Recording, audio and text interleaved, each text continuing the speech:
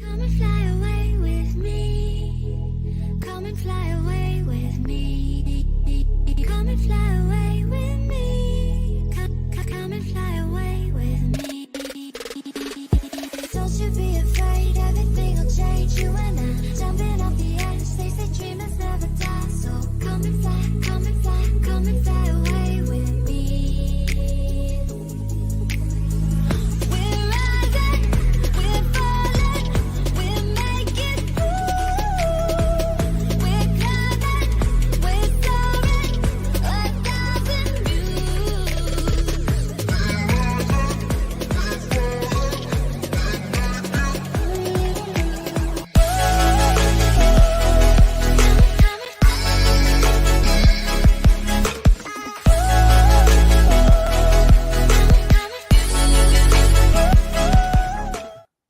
What's going on, everybody? Happy Saturday. Tomorrow's my birthday. So, yeah, today must be March 5th. So happy March 5th. And happy Batman week. I've been doing a lot of Batman movie watching in preparation for the Batman. So I went back, watched The Dark Knight, Batman Begins, even as far back as some Clooney, and I really got in the Batman spirit, and then I got to see the Batman, and I can't wait to talk about it. I cannot wait to talk about it. Before we get into all that, guys, make sure to smash that like button, share the show across social media, and remember to subscribe if you haven't already. All right, and you can help support the channel further by sending a super chat or becoming a member, which is, I think, better. You get more stuff out of it. So definitely do that. I'm joined tonight by the most meta person you can find, Meta JP. What's going on, man? What's going on, everyone? It's your But it was weird. it's your main man, Meta, coming over to Pop Culture Corner. I lost all of my mojo when you did that. I had a thing going. I was about to come out with a mic, and you just cut the mic, and it's like, oh, okay. Well, this thing is useless now. I cut the cord pretty early. I see you got that. You got that Matt Reeves energy going on right now. Yeah, a little bit. I was looking in the mirror, and I was like, perfect Matt Reeves. Perfect Matt Reeves, exactly. But listen, I've been saying for some time now that the Batman, when it came out, people were going to forget about Christian Bale's Batman altogether. And I've had a prejudice against The Dark Knight for ever since I saw Ben Affleck as Batman in BVS, and I saw what Batman could be on screen. Bale just never was on that tier anymore. He wasn't that. It was just subpar. He was subpar. He never was for me either. I don't understand, and I think it's because if you look at what Batman had filmography wise, there was the two Keaton films, and then there was the Kilmer and Clooney films.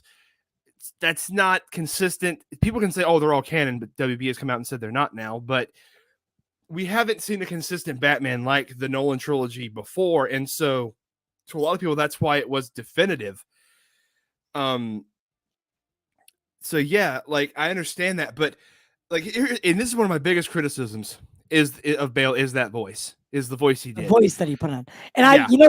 I was almost half expecting Robert Pattinson to have some sort of grovel to his voice when Ben did they did the automated, the auto, and that's what I was saying. They're supposed to be. I thought they were going to do something, but it turns out no, they kind of just left his voice. Maybe they dropped it a decibel, but not for the most part. My thing with Bale's Batman is that they're like, oh, this is the most realistic Batman. We're taking a realistic approach to it. And I'm like, okay, Zack Snyder literally gave him the one thing that is absolutely a real technology that he could have used, a voice modulator. I would prefer if Bale's Batman had a voice modulator like Ben Affleck's did. That would have made it so much better, in my opinion. Yeah, and it's perfect. It's realistic enough because, okay, I'm this guy who I'm letting you see a third of my face, but I'm still trying to hide my identity. All right, now let me give you my voice. Like it made the realism to it. It was like, I like He that sounded like he touch. had strep throat the more the movies went on. Yeah, whereas Bale was like, you almost like, that's, and I think that's part of the reason why the Dark Knight gets so much credit is obviously Heath Ledger's Joker, right? It's that let's not get it twisted. Heath Ledger's Joker is iconic, and it made the Dark Knight what it was. Without that second movie, no one takes Bale as their top tier Batman. It's just it's as plain as that. There Listen, was I wasn't too impressed with Paul Dano's Riddler. Like wow. Okay, well, I it's actually not that I was. wasn't impressed with. I wasn't impressed with aspects of it. I will say because I think we're at the perfect segue for me to mention this. I think Dano's Riddler had a smidge because they're obviously different characters, but there was a smidge of Heath's Joker in his performance. Well, I think every Batman villain would character study Heath Ledger and his performance on The Dark Knight, Right. just simply because. And then obviously we have the not so post credit sequence, with them at Arkham. Are we doing spoilers by the way or no? Yeah. Oh, we are? Okay, cool. Yeah, I gave this movie technically came out March 1st. I gave it 4 days. So if Okay. you didn't know, guys, spoilers will be involved. Maybe I should have. I think I put that in the title somewhere. I don't know. Well, We don't I will have a say we don't this. have a publicist anymore. So I will say that did you know who played that mystery inmate, like the actor? was it that the kid from Eternals? Yep.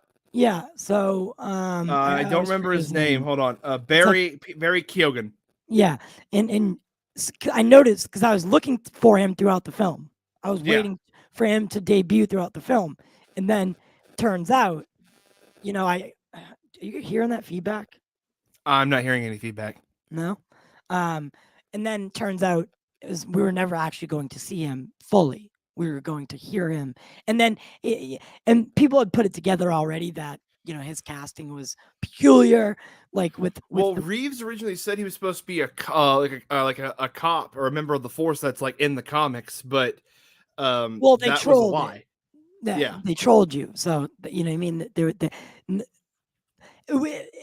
was this Batman's Joker card right at the end of Batman Begins. Yeah. That's what it was. And Well, that's what also disappoints me a little bit. Well, Reeves said in an interview with IGN about that scene, he doesn't know if he's actually going to ever bring him in, but he at least wanted, like he said, what he said about him was, this is a serial killer. His version is he's already a serial killer. He's not fully to the Clown Prince of Crime yet, but he is a serial killer, and his Joker mask basically is he was born with a birth defect. Because you saw it looked like burned. He looked like he said it's a birth defect. He's always been smiling. He has this like illness to where he always keeps smiling, and it's very inspiration. It's like very inspired from The Man Who Laughs, which is the Joker's original origin anyway. And so, Joker, yeah. But here's my thing with it, and I said this in the theater to some people behind me.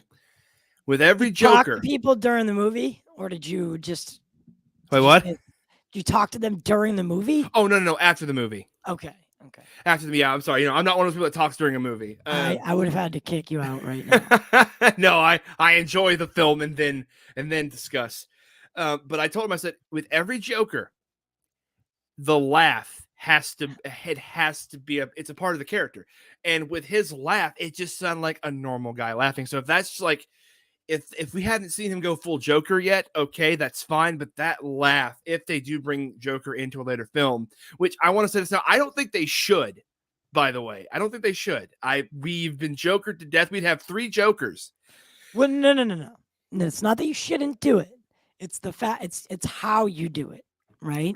Because if you look at even and there was a lot of the Long Halloween references, right? Yes. And the Joker plays a part in that, but the Joker plays a part in its own, and its own little arc, right? Yeah. But there's so much other stuff going on around, and there's so many other characters, and that's kind of the world I think Well, Matt is building. Matt and Robert are building, and only to explore it more with this Gotham PD show, hopefully taking a dive into the corruption of Gotham's police department, and then now we're here talks of a Penguin spin-off, which I think after needs to seeing happen. his performance, Farrell's performance, Yes. mwah, Yes. mwah, Yes. my God, was he great? And I know, I actually even like the Penguin from Gotham, the show. Oh yeah, he was didn't mind fantastic. that kid. I liked him actually. Yeah. But I think the Farrell approach, it just worked in the way it wanted to. The more people I show Colin Farrell and all that makeup, they can't believe it's him. That's how good that is. That's how good those are. And like, I just looked. I just saw this before we went live, Ty. But during an interview with Colin Farrell, like he expressed interest in like if because Matt Reeves has said he wants to tackle Poison Ivy, I believe, and Colin is gonna like suggest Jessie Buckley from The Lost Daughter to play Pamela Isley. And looking at the side by side, like I could see it. I could see her playing Poison Ivy. That's what that and again, that's also what this trilogy needs. And that's what the Dark Knight didn't have. Yes, they introduced Catwoman and then Talia, but they need the Matt Reeves needs to bring in the Poison Ivies, right? Even if they're characters that don't have like deep arcs, that's okay. We need to get some great rogues out of this trilogy, and I think that's how you play the Batman, right? That's how you make the Batman separated from the Dark Knight and separated from Zack Snyder, right? Maybe there's no Superman right now, right? Maybe that, but there's all these fucking great villains like Poison Ivy running around Gotham, and oh God, there's just so much you could do, right? Like the Mr. Freeze comments even had me excited, right? Him trying to tackle Mr. Freeze in a good way. I have a theory, and it's a very loose theory, but I did this for Venom Let There Be Carnage, and I have to do it here. Do you remember the last name of the reporter that Falcone snuffed? Elliot. There's a villain named Tommy Elliot. Hush. Oh, okay. I would like if and again, like it could be one of those things where like the Riddler releases information that Thomas Wayne snuffed or hushed this reporter that was going to leak their information, and if that was Tommy Elliott's father, then Tommy Elliott would have a grudge against Bruce Wayne, and that would mean Hush would have to fight Batman, because Hush's whole thing is I want to ruin Bruce Wayne, I want to ruin the man, right? And that could help. I think that could help Robert, because there are critics out there that say his Bruce Wayne wasn't good. I think a character like Hush could help show that he can be both Batman and Bruce Wayne. Well, I don't know, because I don't think this. See, I don't think this incarnation is going to tackle too much of the Bruce Wayne side of things. The tone was set. The tone's set, and I don't see much Bruce Wayne in this trilogy. I think they spelled it out for us. Or the Riddler, when he's talking to him and saying, he's like, "I'm looking at the real you." Whoever you, because I actually thought that that was a great twist. That was a different twist, right? He actually didn't know it was him. Yeah. Right. Because he was like, the way he was going about things, it was like, oh shit, this dude knows he's Bruce Wayne. But it turned out, no, that was not the case. But that's the line that he says. He's like, I know I'm looking at the real you. The mask is you. Bruce Wayne, that's the cover. And I think that's the Batman. Right, that's the way we've always seen it. So I would like that. Even if he's in the Batcave doing detective work, like that's to me still Bruce Wayne as well as Batman. I see them as one, not there has to be a healthy mix, of course. Right. He's a billionaire playboy. He owns a company, public figure, etc., so on and so forth. There has to be some degree, but I don't think it has to be a central central to the story. I like the way that Matt Reeves approached it with the balance. And I mean, yeah, and I'm trying to remember the name of the comic, but the way that the movie ends is exactly how one of the setups in the comics is. Like, Gotham is flooded and Batman and the cops have to, tackle Gotham under martial law. That scene is when he becomes Batman. Right. That scene is when he officially becomes like Batman, not vengeance. I really enjoyed his relationship with Jim Gordon. It's the best. The It's the hatred best. from the other cops. Yes. Him and was it Jeffrey Wright? Yes. Him and Robert Pattinson and Jeffrey Wright are the best Jim Gordon Batman duo. I'm sorry, Bale and Oldman, not it. I mean, and Keaton didn't even interact with his Jim Gordon like that. So Right. like this is And the Ben best. didn't get enough time. Like Ben didn't get rarely any occasion to do the whole Jim Gordon thing. So he's kind of this was my favorite Batman and Gordon combo. And also the tech of how Bruce is uncovering this mystery with like the contacts that record everything. That's ingenious. Yeah. That's a new way of the Bat computer and his detective skills being shown, because normally it's just he's like an actual like real detective. He remembers things. That's what I'm saying though, Chuck, is the reporter wasn't Thomas Elliot, but because they share that last name, Thomas could be Edward's son. That's what I'm saying. So it could be the son who would probably be about Bruce's age would want to find and ruin Bruce. But yeah, the fact this was a true noir detective film. This was not just marketing. It was a noir detective film. I love it. And honestly, it did get slowed a couple points, and I noticed it. I noticed that it got slow at a couple points, but this was never going to be like this like hard action story. It does. It gets to that point. When the action hits, it hits. Right, but when the dialogue, like they were, there's a lot of dialogue between characters, and that's what I want to go back for a third try. Now there's another aspect of it, the relationship between Selena Kyle and Batman, because she doesn't know he's Bruce Wayne either. She never finds out in the film. But how did you think about their chemistry? I thought it was good, and it starts out normally how Catwoman and Batman's relationship normally does. They start off as, adversaries, not knowing if they can trust one another, and as that trust grows, the fondness for each other grows as well, because people have to say like, oh, Batman and Joker are two sides of the same coin. I always believe that Catwoman and Batman are as well, just different sides different sides of the track. Which I'm gonna do this. There's a certain line of dialogue that has upset a certain people on the internet, and I want to point this out. When Catwoman looks at Bruce and says that Gotham is full of nothing but white privileged rich assholes. Let me guess, it's the Geeks and Gamers crew. Oh, Doggy Kennel actually called me out by name about what I said about him, about his take. The reason why she says that is because unlike Bruce, who grew up in a wealthy family, like Riddler does the sort of same thing to him about him being an orphan. Like he doesn't really know what it's like to be an orphan. Like he was an orphan, but he never had to live in the environment that a regular orphan does.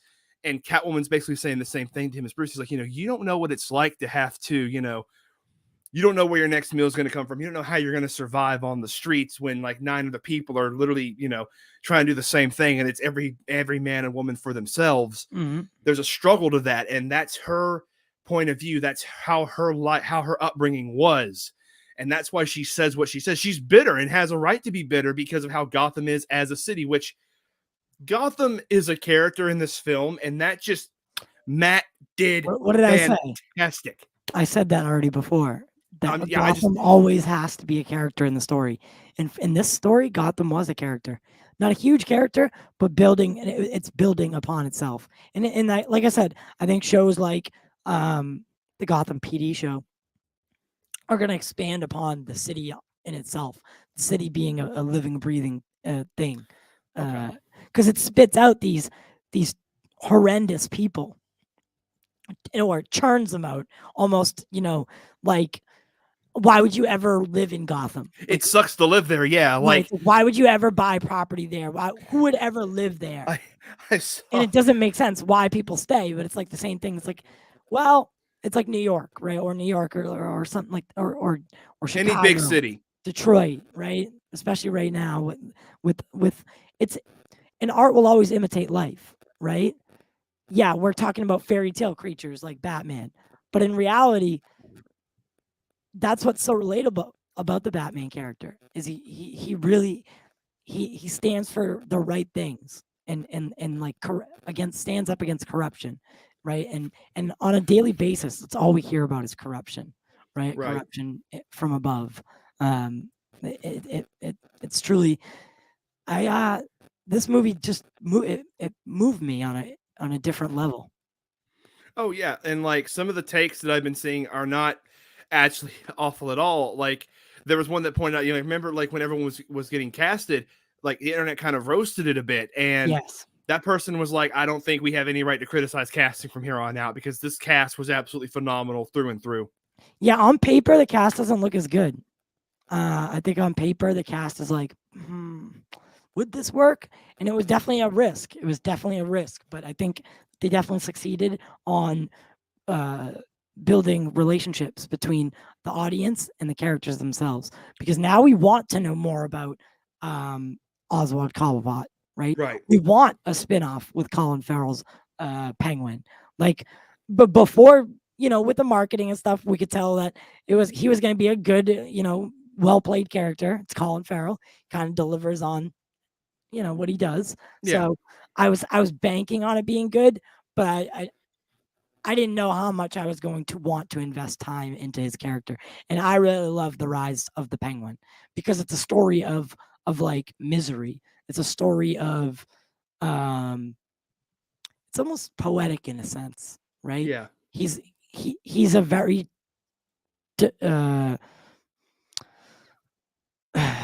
he's a deep character. You could the upbringings of the Penguin, and that's what I liked about Gotham is they kind of got into that. They got into his arc a little bit, but then they kind of floundered on it. No pun intended. Right. I do. But what did you think about overall? I usually do a 10-point scale. So when you were saying you were rarely giving it a 5, I was like, damn, he's giving us a 50%.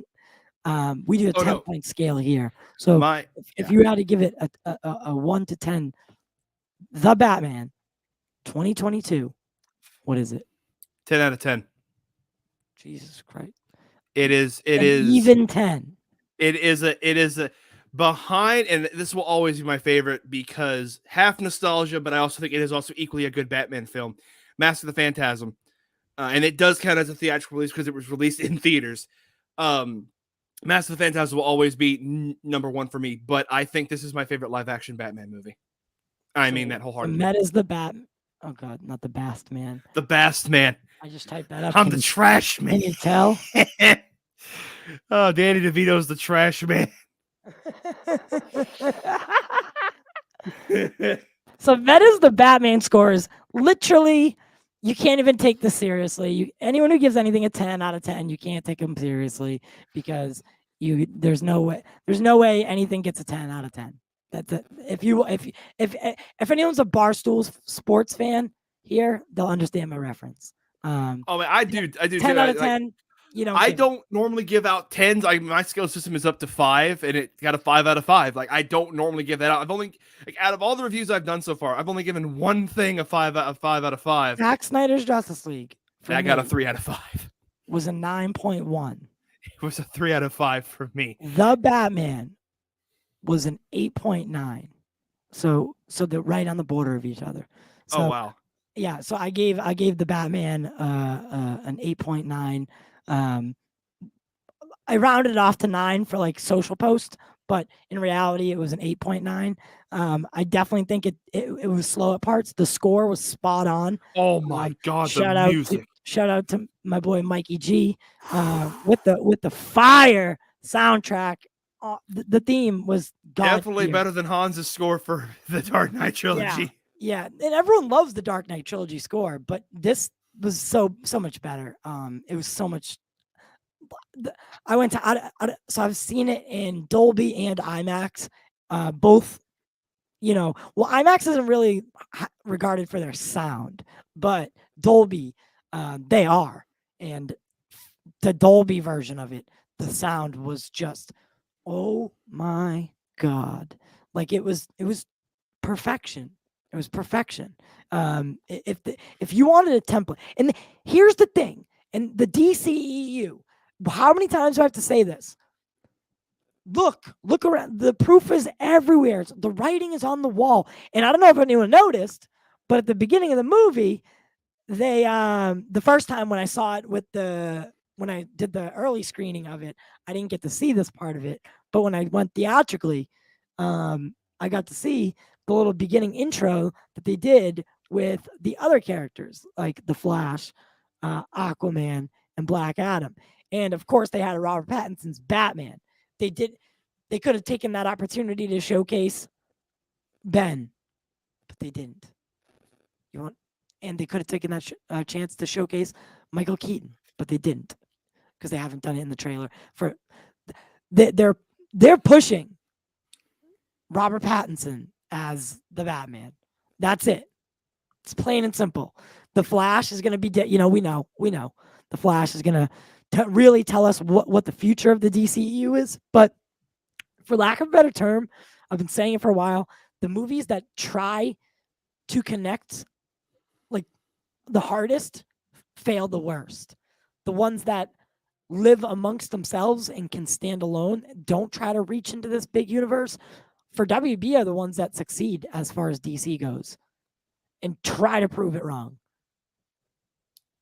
It's undoable because it's the fact. Like, and I'm seeing more say they want this to like be a slow if like DC decides to connect this Batman to the bigger universe at some point, they're fine with this slow burn because we're getting to know this Batman. We're getting to know what his Gotham is like. We're getting to dive deep, which I understand what Zach's approach was, but I like the MCU formula is golden for a reason. Like, introduce the solo heroes and then the team up. Okay. Zach was trying to like do a little bit of the opposite. He tried to do a different way, but I liked his way. It was all seen through the eyes of Bruce Wayne. After the fact, when the universe started with Superman, all of a sudden our narrative switched from Superman because he's dead to Batman. And then from there on, we scouted the team with Batman. I didn't mind that approach either. It's he didn't get to finish it. It's as simple as that. Well, like what I'm saying though is that like I would probably had more personal attachment to all these different characters, and I now have attachment to Aquaman. I now have attachment to Wonder Woman when their solo movies came out. But that's my point. Is like the solo movies get us attached, and the team up movies get us hyped to see all these characters attached. For me, that's just how I am. So I am invested in this Batman. I am invested in Pattinson and Zoe Kravitz, Colin Farrell, and honestly, I feel like if you want to, we could, but like a wish list of who do we want in the sequels, like because there's so many characters we want to see done right or done in this universe that. And you know what? It's kind of fun to not have it be a part of a little larger universe because we don't have to. We like, and I don't know if anyone caught it. I know that there were those set photos of like the people in the Halloween costumes that were dressed up as Superman and Aquaman, or Superman and Wonder Woman, I should say. I never saw that in the movie. I don't know. I didn't either. It was Halloween at one point, so I don't know if I just missed it both times I saw the movie, but I didn't see that overall. So I'm assuming that did not make it into the film, probably because it fell onto the internet, most likely. But also, remember that that newspaper that everyone was crying about? Was that the Batman or was that the Flash? I think that might be the Flash. That's a Flash. Never mind. Different story. But all these things, right? Like we overanalyze so much that falls into the internet, like for scoops and stuff. And then, we get ourselves so excited for something, right? And then we our expectations are set to a degree. And with the Flash, I'm very worried that people are going to underestimate it. I really hope it's a good story. I hope it is I too. hope it is. Why would you want it to be bad? I don't understand that. Oh, Ty, I have to say this. So before I went into I was literally had my hand on the theater door to go in to see the Batman. This guy walks out the theater and looks at us, and I'm wearing, like I have like a custom Metaverse Bat shirt, and I'm wearing that, and I'm wearing a Batman hat. And he looks at us and screams, "Y'all don't go see the Batman. That movie sucked." And I'm like, Mm. and my response was just, "All right, man," and walked in. And I'm like, Is that he just yelled that for yeah, no he just reason? yelled that at us because he saw me with my Batman merch on, and I wore my Zack Snyder's Justice League shirt to the I don't have any like just Batman. I do have a Batman logo shirt, but it's I don't know. I just didn't wear it. well, I mean, like people were just like, What did like, I talk- everyone? I see everyone putting their scores in the chat. Thank you for doing that. yeah, So, all right, here's the tier. Here's something that I wanted to do. So I wanted to rank our top 3 Batmen, right? Because I think we know who they are. Well, I don't know.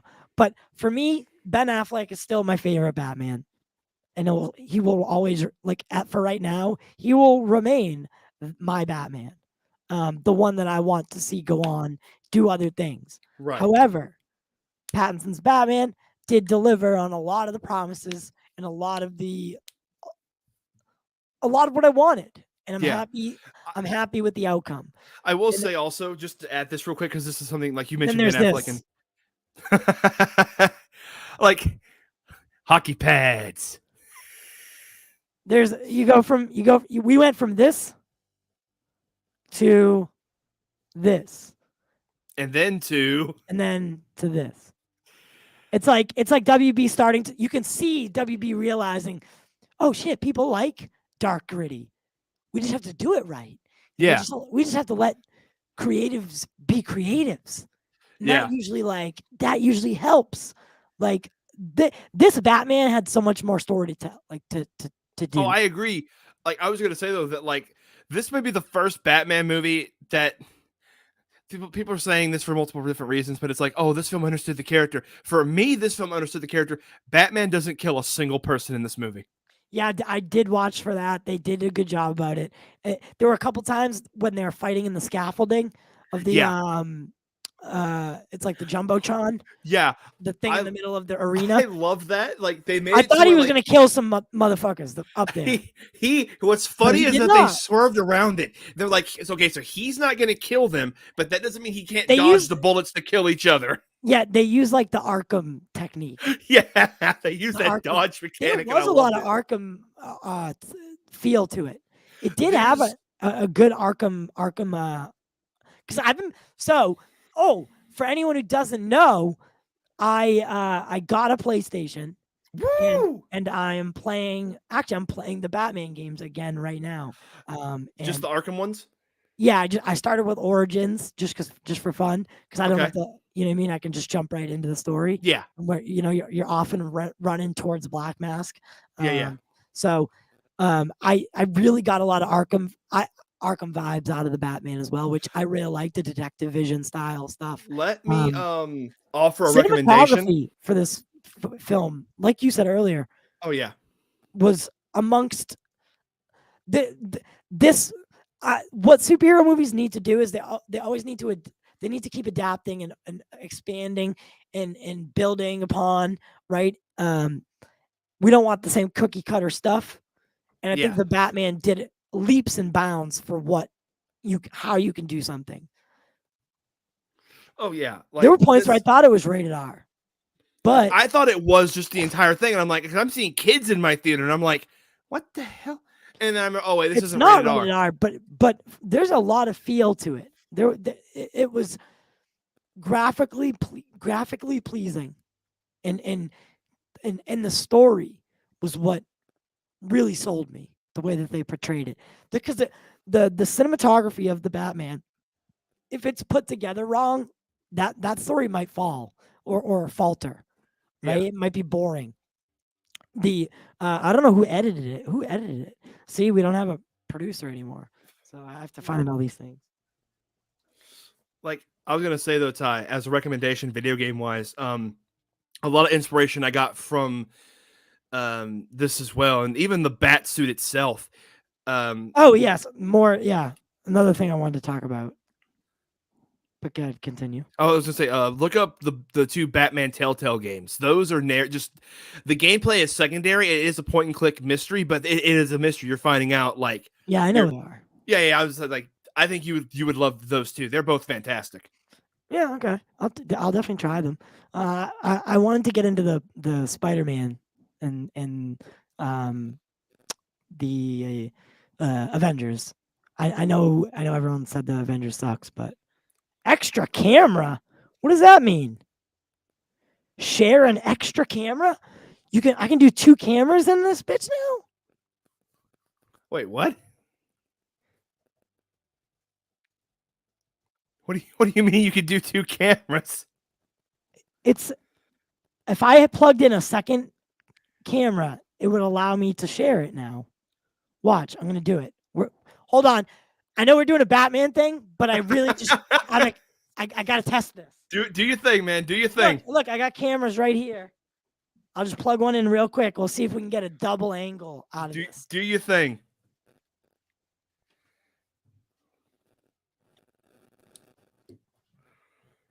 Oh my god. This is great. Well, since I'm here, do do do do do do do. I'm gonna head on over on the river. All right. Let's see.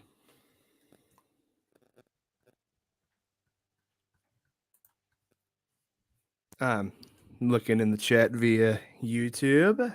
Let's see. I want to see what some of y'all are saying. Let's see if this works. Oh, you got it? Yeah. All right.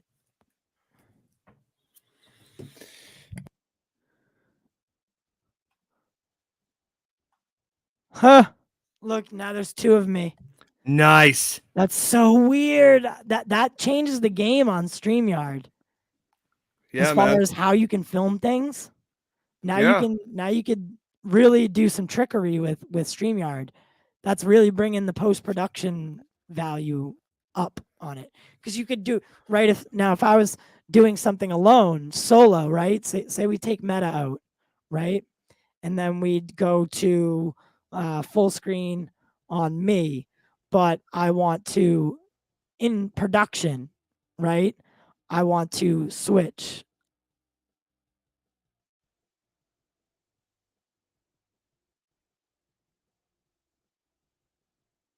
This is cool to me. There was no audio on the second camera. What? There was no audio on the second camera. I don't know if that was just because you just Oh, there's no audio. That would be challenging then. Yeah. That yeah, so that would be challenging. So you'd have to have it running at the same time. Yeah. But the lag between the times is not that bad. No, it's almost seamless. Can you see Logan? What was the hashtag I came up with last time? Hashtag feed Ty's dog or something. Oh yeah, help feed Logan and send a super chat. You Hashtag help feed cheap ass Logan. people. Yeah, fucking cheap ass. You guys want us to keep doing these shows, yet no one helps out. But they'll go spend $500 on Enosh's channel. Oh All right, man! I'm gonna take this camera out. All right.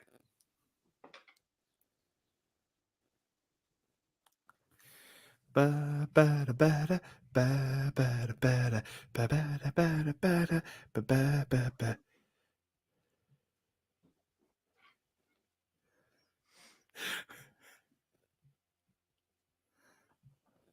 So back to reality, but no, that changed a lot because I film things. I don't know if anyone notices or has noticed in the past couple of videos I've done. I like shooting multiple angles. So that really that's cool for me. I just noticed because someone posted a picture on Twitter, You but don't even go on camera, so shut up. no, like I was gonna say about the So like so Batman mean. It's so mean. about the Batman thing. Pattinson's cowl shows more of his lower face. Well, Both both so Ben had like double style. So there was that. There, well, I feel like there was one that showed more of Ben's face, but like this was like, yes, this was a complete lower third. yeah. And then Which Bale's is- was just like a circle. Yeah, and then Bale is just an idiot. Look at that. Where are they?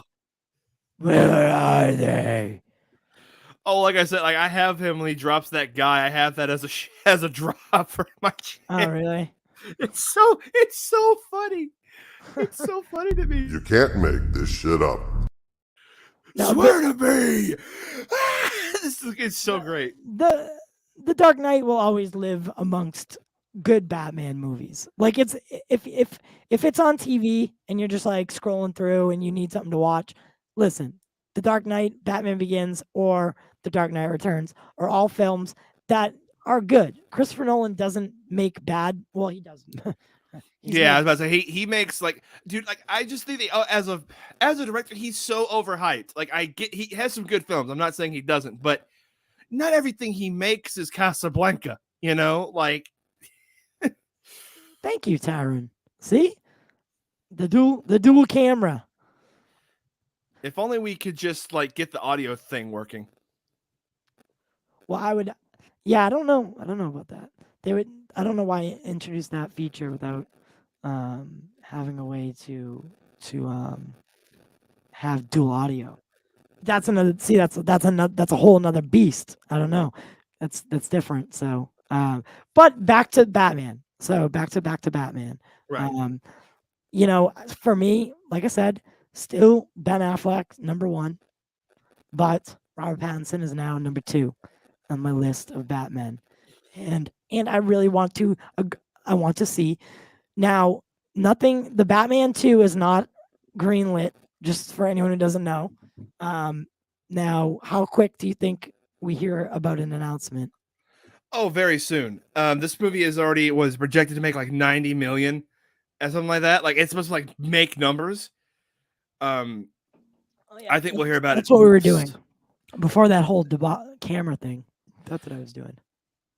Okay. Well, yeah, like I just think that it's gonna make a ton of money. I don't think it's gonna reach. I don't know. It might reach No Way Home, but like I just knew that No Way Home was gonna make $1 billion. Yeah, I think this might come close. I think it might come close too. Might come close. Director, writers, stars. Of course, they don't give any credit to the editors or anything like that. No, of course they don't. In this, no. No. How do I get this off of here? Oh yeah, there it is. It's going to a $57 million opening for Friday. Let's see. Hold on. The Batman flies to 57 million Friday for 120 million plus opening. Yeah, it's already at 120 million for its opening. Oh, okay. So, did you like the suit and how the symbol came out? We don't know. We didn't figure out what it's made from. Theory's still out on that one, but we did see it be utilized. So I love it. I love the suit so much.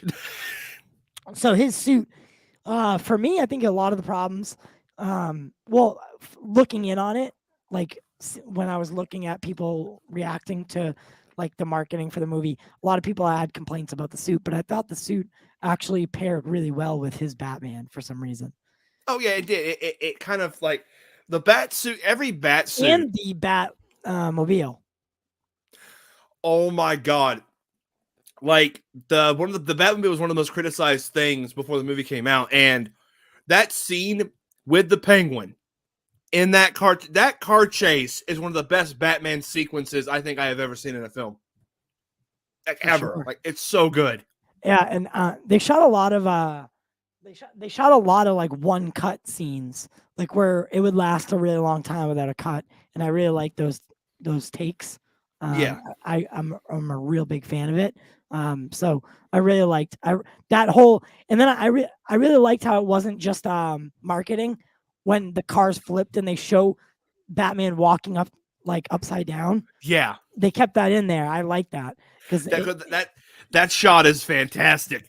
Oh, oh God, when he finally gets Penguin, I just what he does, like the interrogation style, it was so Arkham-y. I loved it. Like, I love the fact that there are shots in this film that feel like comic book panels. Yeah.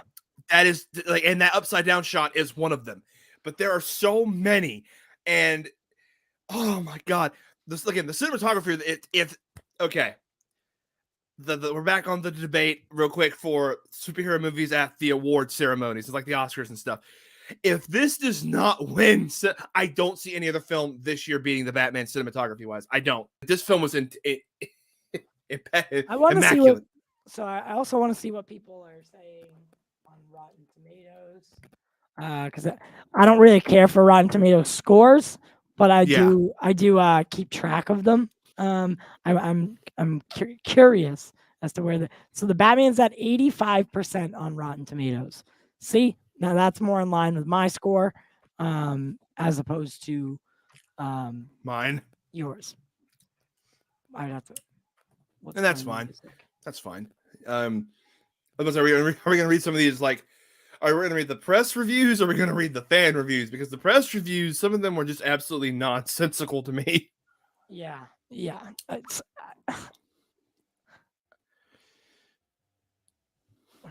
share screen.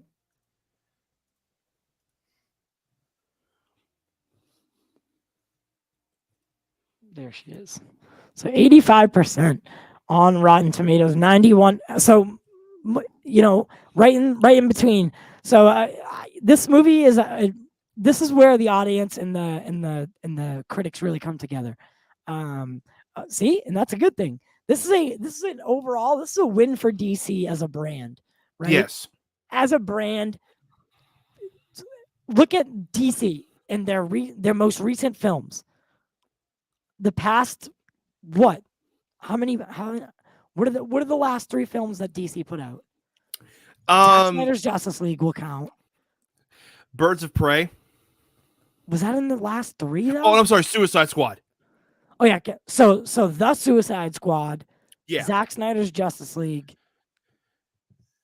and what was right before that? So like, here's what's like these are movies that I know fans actually liked, like Aquaman. They liked the first Aquaman. They liked Shazam. They liked Zack Snyder's Justice League. Birds of Prey is a mixed bag. I know that some like that movie, others don't. I'm not a huge fan. Well, that's what I'm saying. Like, it's a mixed bag. And then you have shows like Peacemaker. So DC is slowly finding its footing. Well, that's what I'm saying. That's what I'm trying to get at. Is if you're looking around, things are actually positive for DC right now. Like, most of the projects are doing well. Like Peacemaker, huge hit. And I mean, how did you feel about it? About the ending? I have never seen so many people get so mad over something so small. Well, then again, it's the internet, but still, like, I thought it was funny. Wait, what do you mean? Well, like, the whole, like, you talk about the scene with the Justice League, right? Okay. Oh, okay. Oh, yeah. Okay. Now I know where you're going. Yeah, because a lot of people, and there was a reason Batman. So I don't know. So there was a Batman, and presumably a cyborg there, and a Superman. Well, the Superman was there. Never mind. The Superman was on screen, but didn't make the cut. Is what is because there's pictures of a guy dressed up as a Batman. And then rumor or maybe someone had a picture of Cyborg as well, but it didn't end up making the cut. Probably because showing that other Batman right before this comes out was Yeah. probably not a good idea. And with the cyborg thing has more to do with Ray Fisher than anything. And before people even say, well, what about Michael Keaton? Like you said, they're not 84. That was the other Oh, one. 84 was the other one. Yeah. Yeah, But that was 84 too. But More on the 84 low was side. technically a success for Warner Brothers. Technically, but the fan favorite, not so much. But technically a success. Technically. So you could say what you want about it, but DC as a brand, you said it, is catching their footing. They're doing what they need to do, and I think with shows like Peacemaker, and if this Gotham PD show is up to par with Peacemaker in terms of like its connectivity quality and like how it needs to tell just a good story at the end of the day. This is going to be the most expanded upon Batman universe we have seen so far. And in a way, you're kind of having your cake and eating it too, because people are like, we want an expanded universe. Okay, well, you have the DCEU, but even outside of that, this Matt Reeves, the Reeves verse, as I'm going to be calling it, the Matt Reeves verse, he's going to be expanding so deep into Batman's lore that it's going to be its own universe. Like, we're going to see so many characters and so much happen that my question is even like, is the GCPD show and the Penguin show that's rumored, are they post or pre or post the Batman? Are they before the events of the film or after the events of the film? That's what's got my mind like racing in curiosity. Is well, I think the Penguin show is going to be now that I don't know if I want to say it. Now that now that a big boss man is dead, I think the series is going to revolve around Farrell's rise to being the crime lord of Gotham. He's the top of the top. Joker's in jail. Riddler's in jail. Not that Riddler's ever a top villain. Well, he doesn't care about owning territory. No. He's not a territorial man. He's a mind. He's just there for Batman. Yeah, that's a whole other kind of villain. But like we have these people, right? The non meta human types, right? Yeah. Our Maronis, our Cobblepots, our I would like to see a Black Mask come out eventually. But that would be cool. I think it's a little bit too close. Well, I mean, you could like incite a turf war between Sionis and Cobblepot. Yeah. I don't know how well it would go over just being that close with Birds of Prey. And that's true. I just don't know yet. But I think they did Black Mask well. I just think they didn't do enough of him. Yeah. In Birds of Prey, like that's what it suffered from that. And honestly, Birds of Prey is just one of those movies that like I could so easily forget. It feels like a lot. It feels like a lot was done. Like once they had started, like a lot of rewrites were done for certain things. But I mean, another possibility they could go down is because the DA's dead. Harvey Dent. Yeah, but see, that's another thing. And that's the problem that Matt Reeves is going to face. Now we're finally a villain. Yeah, now we're finally at that point where like even Zach was going to face these issues. But Zach was building up a world that Darkseid was the villain of. Yeah. Right? Like we weren't going to get, aside from the Joker and Deathstroke, too many Batman villains, like solo villains. But with the opportunities we have now with Robert Pattinson's Batman, like, but the director, the writers especially, they're gonna have a problem with how do we not, because it's always gonna be compared to previous films. So how do they do it differently? If they want to use the same characters, some characters aren't integral, right? We did not get a Lucius Fox, and we haven't. What? I said no, we didn't. We haven't got a Lucius Fox in 2 iterations so far now. And that's usually a character that, I don't know, for me is integral But that's okay. What else was I saying? About like the different characters. So you have like Oh, writers are going to face these challenges. If we want to use similar characters like Harvey Dent, how do we do it different? How do we introduce it differently? Like you can't. They don't make him a clown. yeah. This team of people that is working on the Batman and its world, they have a big challenge ahead of them in terms of what's been done before. And if you are going to do like something like Mr. Freeze, who's been done twice and then in multiple video games, has a lot of comic lore, right? How are you going to do that in this world? And so like that's what I think Matt Reeves does well, is when he's put with a challenge. The Apes movies, those were a challenge. Those were a visual challenge. Like that was it was a challenge for Reeves. That's why he was brought in. And he arguably, I don't think if Matt Reeves, wait. So which one did Matt Reeves not do? I can find out. Real quick. Was it the first one? Hold on, let me see. I think he did the second two, right?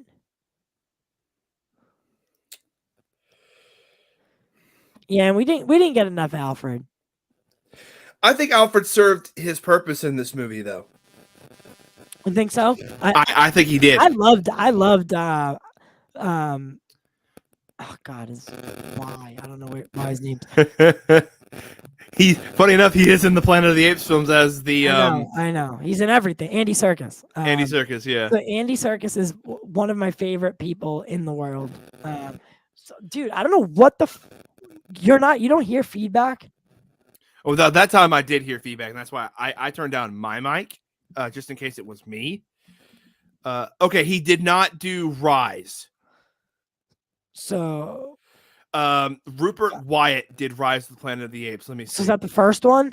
That's the first one. So yeah, he did the second two then, right? He did. Yeah, he did Dawn and he did War. Yeah, so he did the second two. So he did the two that were arguably the best in the series, because the first one was good, but it was like childy. The whole anytime you have James Franco in anything, it doesn't feel. Yeah, that just tends to happen. Yeah. So anytime James Franco's the lead, you're gonna have those kind of childish issues. But overall, the Planet of the Apes, that was a visceral challenge for Matt Reeves to come in and take over, and he made it a successful franchise. And it's widely looked at as one of the best trilogies that there is in movies. Here's another thing. This doesn't have to do with Batman, but now the trailers that they showed were Doctor Strange. As far as superhero movies go, where it was Doctor Strange, Morbius, and there was no DC one, right? No, they had that there was like a DC sizzle reel thing. This is reel, yeah. And I've been hearing a lot of positive feedback that a lot of people were cheering that. Yeah. So I like that little, like I said, I like the little sizzle reel. That it felt a little. I don't know. It felt weird because of the Batman aspect of it. They were pushing Robert Pattinson's Batman up with Aquaman, and I know that they're like get out of jail free card on this one is like, oh no, it said 2022. We're only talking about what's coming out in 2022. This is our slate of projects, but they were definitely putting Pattinson's Batman up there to be the face of Batman. Yeah, going forward. It's like I think our buddy RJ said it best. Like Pattinson's going to be the live action Batman that we get, and Michael Keaton is going to be that Nick Fury figure for the DCEU. So there's going to be a Batman leading the DCEU in a non-active active role, And then Pattinson, if we want to see a Batman in action, we go to Pattinson, and I'm fine with that because Pattinson proved he proved himself with this movie. He did. He definitely proved his worth, and he proved that he can stand up to the likes of other men, like other guys that most people would have cast before they cast Robert Pattinson, right? There's a lot of people that would have casted like Robert Pattinson would have never even been considered. And on paper, all things considered, it doesn't work. Well, we talked about on a previous stream like how Pattinson is just underlooked, but he's a phenomenal actor. It's just that did I tell you that story about when I got invited to Good Times? Yeah, I think you did. Yeah, so I got it. It was one of my first times I ever saw a movie early as like a part of a test screening. So I got invited to it, and it was they didn't tell you the movie name until you got there, and so I got there. They're like, it's Good Time with Robert Pattinson. I'm like, oh shit, Twilight guy. I was like, I don't know if I was like, should I stay? Should I go? It's like, well, I'm already here, so I'll stay. I'm not one to turn down a movie, and dude, it blew me away with how good it was. Like Pattinson had range, and then he did The Lighthouse, and he's done other things. The Lighthouse is so good. He's done a lot of other things, and you just look at him. The dude has range. No one should have been denying his ability to play the part, but what we should have been talking about is how it was perceived by the audience, how it would be perceived. Maybe his portrayal wasn't for everybody, but I think a lot of people are taking to it, are liking it. Again, I think a lot of missed opportunities with Ben's Batman and the future of that character. I really hope that the door isn't locked on it. But again, you got to look at the writing on the wall and see what's true. And what's true right now is Robert Pattinson's Batman is on the billboards. So yeah, and we have to accept it, right?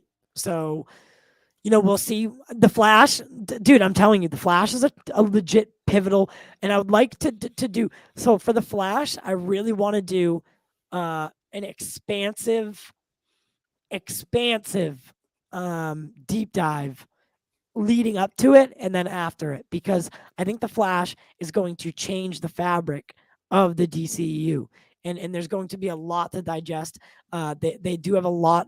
The Flash has a lot. It has a lot riding on its back as for the DC brand and for the future of this universe, right? So I don't know. I'm excited for it, but I'm also scared that something bad's gonna happen. 2022 could be the year DC finds itself again, and it's already looking like it's proving that it is with Peacemaker, with the Batman. If they keep this momentum, into Black Adam, into the Flash, Aquaman too, into Aquaman, into Shazam. If they keep this ball rolling, I'm telling you, if we hit after hit after hit after hit, and then Discovery, whatever happens there, dog, I'm telling you, maybe we get the best of both worlds. There's because once the money comes, now this is what people forget. Marvel didn't start with No Way Home. Yeah. No, they started with Iron Man with one character. Yep. Right?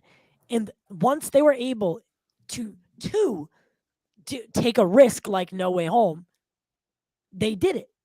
DC has not had a chance, even though Zack Snyder's first 3 films were financially good, successful, right? In terms of like they weren't bombs. You could say something for BVS and how that turned out. But the $1 billion standard for movies, I don't think is. I like what William says. I don't think that's a good standard. Like that shouldn't. If your movie didn't make $1 billion, that doesn't mean it isn't a good film. And that's how people are starting to think. And we can't think like that, because an $800 million movie, dude, that's a lot of money. That's That's that's a lot of dollars. Right, but it's like now that we've seen $1 billion films, that's like the new expectation, right? Grace Randolph even does a whole show about the $1 billion potential club, the $1 billion club of the year. Like she just goes on and on about her garbage takes in life. So sorry, did I say that? I don't know. You insulted her a little, just a little. Yeah, because she's a garbage human being. But anyway, I wonder how she thought of the Batman. Does anyone know? What did she think? But it was weird. She thought it was weird. It was weird in all the right ways. Oh, jeez, Grace. You fucking moron! You are a fucking human piece of shit and a disgrace! You know, I'm every not- time I play that drop, my video gets tagged. Like, and I have to like request a review. So, Jeez Louise. so funny. But Like, I'm not saying I thought of this on the way home, and I'm not saying W should do this. Far from it. They should probably keep their, like you said, their momentum going. But if they did this, it would be very interesting. do we see a point where Robert Pattinson, where the Flash bridges? So how do you think the Flash? Do you think the Flash bridges all of these universes together? I think That's that $1 million question. I think Pattinson stays by himself. What I was going to say is that, like, since Well, no. I'm not saying that he doesn't stay by himself, but opens the door to the multiverse theory, right? Like that. At any moment, the Flash could have popped in to Matt Reeves' universe. Maybe it does. I'm not saying it's going to happen in the Flash. It will. I don't think it will, but that's going to be the thought, right? That yes, whatever is happening in the Flash, because at points we're going to see him traveling through probably the Speed Force into another universe, like the transition from like how he gets, in the book. yeah, So there, you know what I mean? Like the implication is there that Robert Pattinson's part of this multiverse. He's on Earth 2, Earth 3, Earth 8. I think they said it's Earth 2. But the door is there. right. But the question then becomes, can Robert Pattinson's Batman live in a world with heroes like Superman? Do you think That's the question. Do you think that it seems like he would be able to adapt to it? Like that's what my and I was kind of judging it throughout the film. I don't know if anyone else was, but I was looking at a big picture. Like, could I see this Batman watching Superman fly down, and he'd be like, well, maybe he has a different reaction than Ben's, but like, would he thrive in that kind of world, and not this kind of cornered section with no other Justice League members, no other heroes. Like Gotham is its own thing, and really we don't see any other part of the world. So I don't know how they're going to do it, but I do think, because we need, in the DCEU, we need a Batman, and I don't think Keaton's going to cut it. I think Like his presence as a Nick Fury figure isn't going to cut it for the DCEU. Well, it's like I said, like, if you want an action Batman, that's does love doors. That's funny. Oh my god, like the parallel shot with him and Bruce at the entrance of the Iceberg Lounge. Nope. I love that. Tom Welling can get out of here with that one. We don't want that. I don't want that. What I was gonna say, like, is just if, and again, I don't want them to necessarily do this unless it makes sense for the world, but I'm just saying that Three Jokers is a very popular story arc right now for Batman, and there are technically about to be three Jokers. That could be something. That's a gamble. That could be something. That's how you do something that has been done, right? Use the Joker is the thing that's been done, but do it differently, right? Do the Three Jokers take Leto, Phoenix, and I've already forgotten the other dude. No. That's what I'm saying though. Like that we have 3 Jokers in the universe. We have Snyder's, which is Jared Leto. We have Joaquin Phoenix's, and then we have Barry Keoghan's Joker. Oh no, I don't want it like that. Well, I'm just saying that's like the setup that, from what it looks like, is what they could do. Well, that could be fun. But I want Jared Leto's Joker to be Zack Snyder's version. Right? And for I all want intents and purposes, that character doesn't exist in the canon. The whole point of the 3 Jokers was that each of them represents the Joker from different eras. So one's the 40s, one is the 70s, and one is the 80s. And so for any of our audience who hasn't read the 3 Jokers, also I recommend reading the 3 Jokers. It's Head over amazing. to your local comic book shop and check it out. I've read half of it, so I'm 1.5. Oh, it's so good. Yeah. But also Joker Wars is good. That is actually, good. I have a copy. Maybe I'll give it away. I think I have a couple extra copies of the 3 Jokers. So maybe I'll give them away. Nice. By the way, H-Bart. So we've had a problem. H-Bart, I sent him a microphone through FedEx, and it says it got delivered, but he said it never got delivered. Uh-oh. Right. That's my uh-oh. So FedEx. yeah. So I'm trying to sort that situation out. I'm very sorry. I know I want to address something while we have everyone here. I have not been making as much content lately, as obviously everyone can tell. There is a reason for it. So I'm transitioning into working from home, into going back to work into like an office, as well as, if I'm being honest with you, so we found out that the fire was arson. So someone deliberately set that fire. And I haven't been able to sleep correctly, knowing that someone did that. And I haven't been sleeping well. So, and then I go to work, and then I kind of go to bed early. So that's kind of where I've been the past couple weeks. There's been a lot of changes to Pop Culture Corner. Like, for instance, Caden is no longer a part of the team. Austin and Jack are no longer part of the team. It's mostly just me and Meta. So that's why we're trying to, get this thing into like a gear, like into like a flowing gear.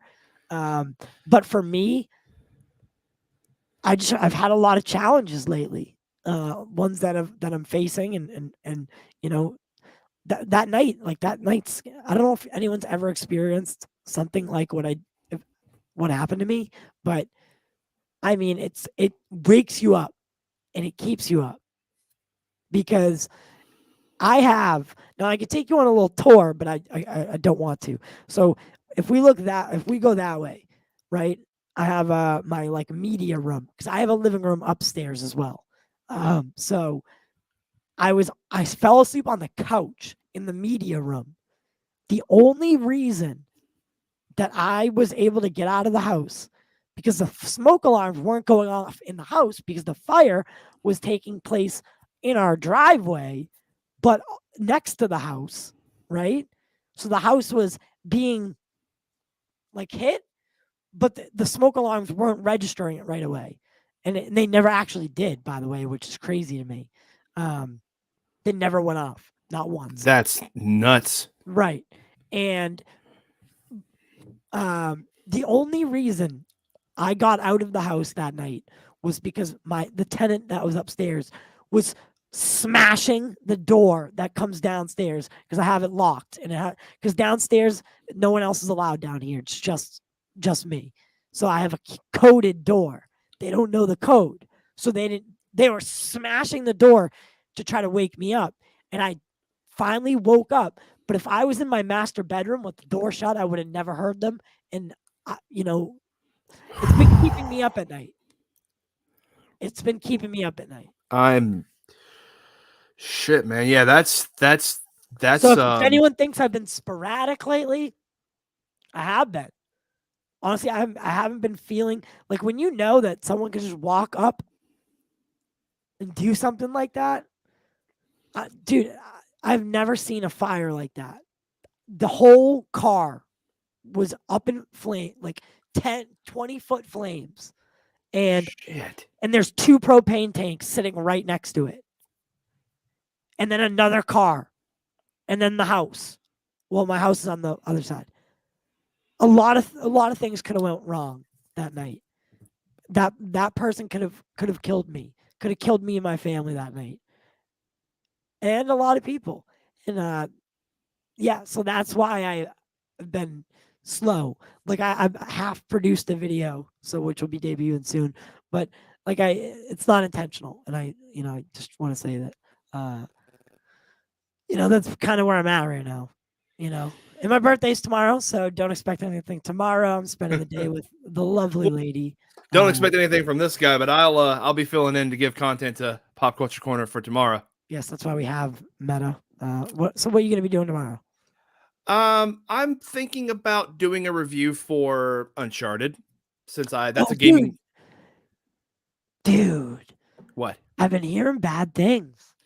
I know, and that's why I want to go see it, because I love the games, and I'm like, if this is bad, I'm gonna call it out. I think part of the condition for Tom Holland was that he wanted to do an Uncharted movie, and now those same people are doing a Jack and Daxter movie, and I'm scared. I'm legitimately scared because I love Jack and Daxter. Yeah. Listen, Sony. Sony, you have all my faith. But It's gonna be hit or miss with this PlayStation. I think the HBO Max Last of Us series is gonna be amazing, but yeah, and Zod Rider, I'll definitely reschedule with you, man. A lot of just bad timing, and your show is late for me. I work 8 to 4, no 8 to 5, 8 to 4 every day, Monday through Thursday, and then no, I have Thursday and Saturday off. So those are my best days for content. And then this weekend, I took Saturday, Sunday, and Monday. So I'll be home for the next 3 days. So we have tons to do. But tomorrow will be more pre-recorded stuff in the morning. But I had fun. This is a lot of fun. So just a recap. Meta, give your little. If you had to recap the Batman in your own words, tell me how much you loved it. out of all the live-action Batman movies we have had from 1989 to 2022, this is the closest it comes to capturing the essence of the character. I think that is the accurate summary of this movie. Wow. As far as DC goes? As far as the character of Batman and what a lot of people look to him as a symbol and like his beliefs and everything, like it nailed every aspect of that. The only nitpick that I've heard, which is a very, very small, bitter nitpick, is the flight suit instead of him using his cape to fly. Yeah. Okay. I can see why they got mad at that. Because the glide aspect of the cape, I think is a lot, like I think that's traditional Batman. Like even flight. Nolan's films did that. Yeah. I liked how Nolan's films did that too. By the way. Yes, that was good. The that was good. technology aspect of Nolan's bat stuff was what I really enjoyed. I did enjoy that aspect of it. Except for the lack of a voice modifier. Yeah, because in that whole R&D lab, there was no voice mod that could just, instead of him having to do that tremendous voice, we had to. What did you do? Where are they? Like, and Nolan approved that too. Like that's the thing that drives me nuts.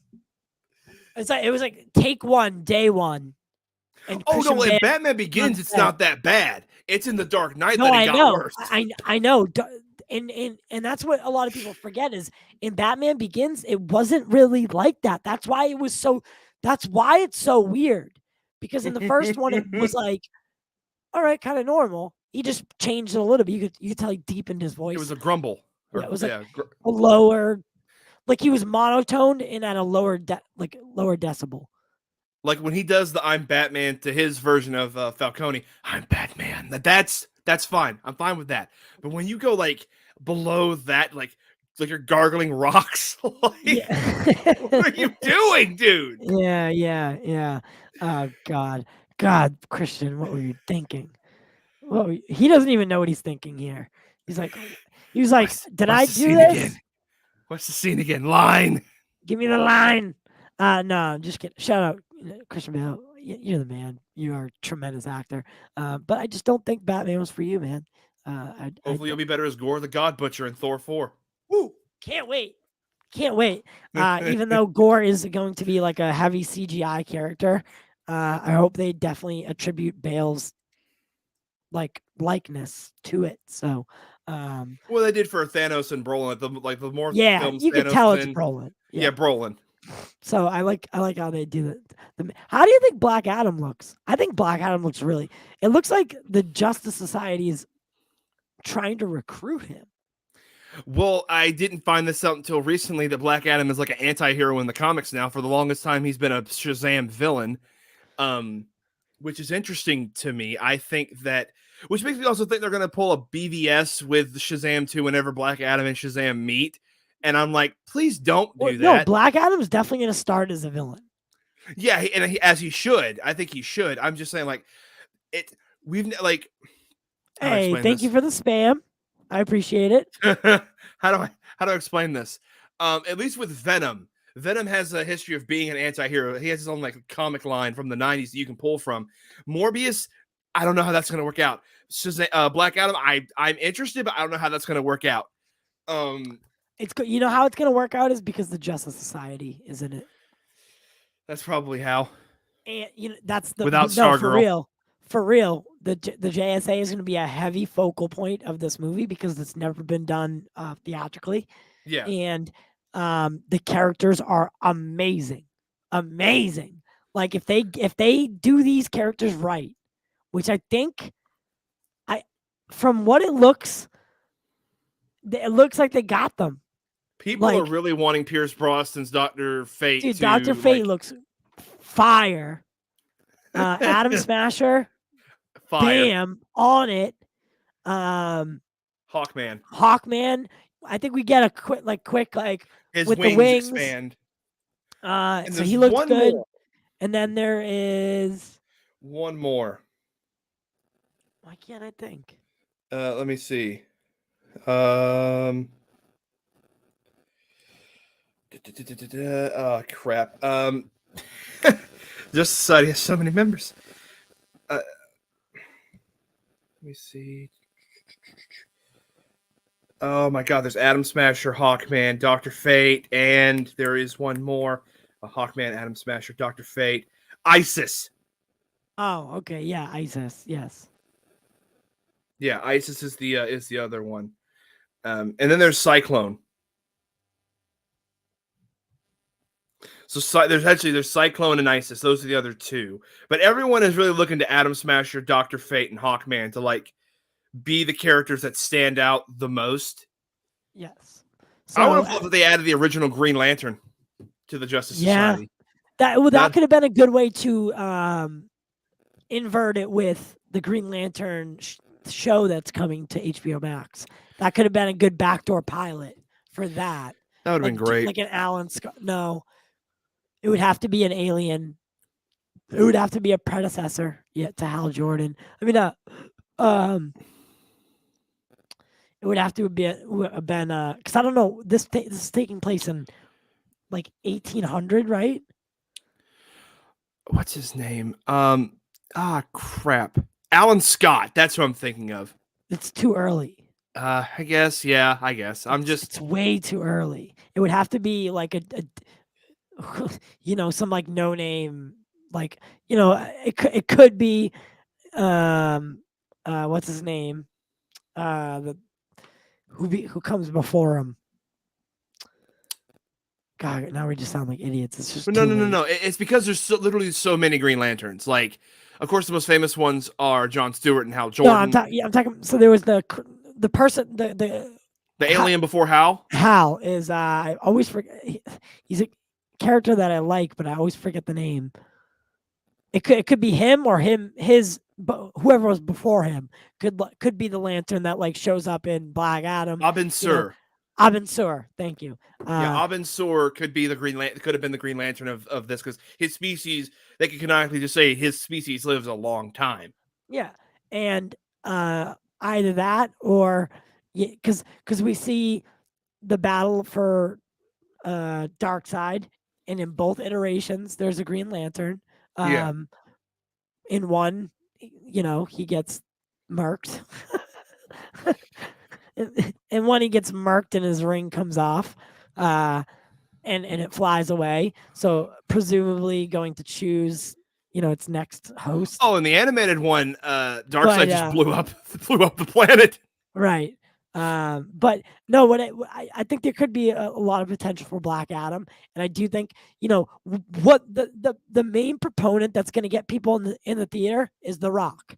What's going to keep them there is the DC brand, and I think with The Rock, the DC brand is going to get another rejuvenation because people are now like, oh shit, The Rock. Oh, okay, everyone loves The Rock for some reason. The Rock really, If like he I'm decides telling to you. stay. Yeah, I know where you stand on that. I get it. I get it. But I do think that DC is on track for a very good year, and I think we should all be hoping for them to do well. If we want to see more great stories and have them have the ability to take more risk, do things like the Batfleck series on HBO Max, right? All those things are only possible if they keep making money. So, like, we want good movies. We want the general audience to like what DC is producing. We should all be on the boat of I know, like, you might have your troubles with Warner Brothers or the people, but like for the IPs, leave all the politics and the finance and all that out of it. For the IPs to be able to be told, for the stories to be able to be told that are good for us.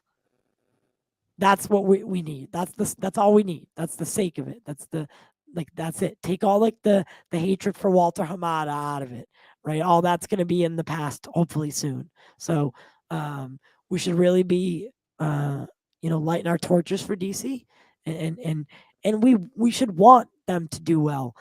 People are already trying to boycott the Flash. People are already trying to boycott Black Adam, and they won't. They're going to be there the first night to see it because that's just who they are. But I don't know how you guys feel, but I just want good stories, and just because Zack Snyder isn't telling them doesn't mean that they're not going to be great. Can I just add the fact again that the Batman movie ended like on a bad note for Gotham? Yeah, Gotham's flooded. And I remember that it's 0 Year. Batman 0 Year is the comic that they literally ended it like 0 Year, and that I'm just like, you're really on the nose with inspiration from that one. But 0 Years are good, and it leads Gotham in a place we've never seen, because normally Batman saves the day, Gotham is saved, da da da da. We do the song and dance, credits roll. But this, it's like Gotham is kind of like in a rebuilding process. Yeah, they're at a shit point, and that's how the next one. I think that's how they want to start. So, like Batman, the story can be very political, right? Like with what's happening with politics in Gotham, like who's in charge, etc., so on and so forth. Because it's always been that way. So, what we're about to see is the next person, the politician, whoever it's going to be.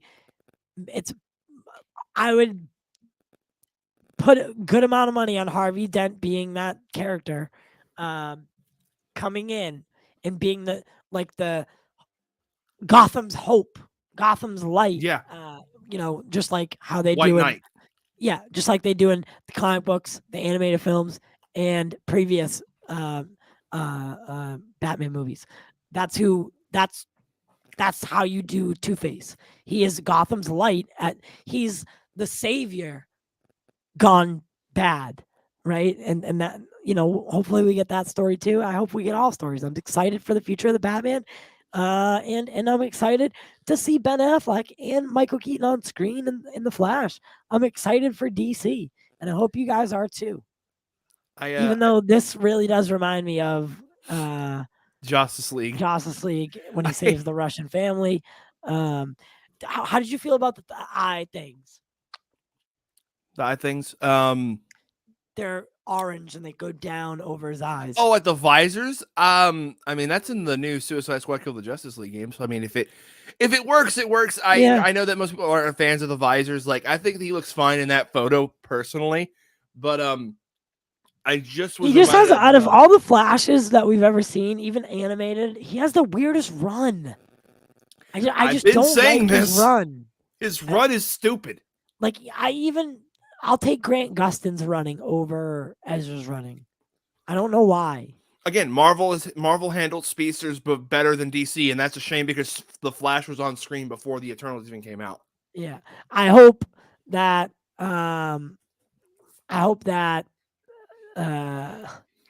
this iteration, I hope this I hope for the Flash. I really do. It's got a soft spot in my heart. So I'm rooting for it. I'm rooting for Aquaman. I'm rooting for Black Adam, and I'm rooting for Ben Affleck to play Batman one more time, 2 more times, 3 more times, if at possible, ever. Right? I'm on board with DC. That's it, guys. Thank you all who showed up tonight, and thank you everyone who's a member of the channel or a subscriber of the channel. You guys are the lifeblood of the channel. Meta, where can they find you? You can find me on Twitter at the most meta. I'm on there quite frequently. If you want to strike up a conversation with me, just hit me up. And you can also find me on my personal YouTube channel, Enter the Metaverse, where I'm actually going to be posting another update video about my situation and everything on there. So if you want to, find out what's going on with me and what's going to be happening with the future of my channel, feel free to tune in tomorrow. Subscribe, hit that notification bell so you can know when that video goes live. And yeah, that's all me. All right. It's always a pleasure to have Mr. Meta join the show as he so elegantly put it. But to everyone again, I love you guys. You know that. Content is the number one. Things are changing. Times are changing. We're all going back to work. Content for people that don't have the ability to do it every day, all day. Things are changing for us. Things are going to become limited. I'm working on a schedule of live streams that are going to be recurring weekly. It'll be 1 to 2, and then a couple pre-recordeds. I'm still working all the kinks out because my schedule keeps changing, right? Now that we're going back to the office, my schedule is going to take another change. So I'm in a limbo state. And then I just, told you guys about a little bit about, how I'm feeling lately. So I wish you guys a great rest of your weekend. A video is going to drop tomorrow. But it will not be live. It'll be just pre-recorded. And I hope you guys have been enjoying the content. We have a lot coming, a lot in the works. So thank you for being a part of the Pop Culture Corner family. It truly means a lot to me.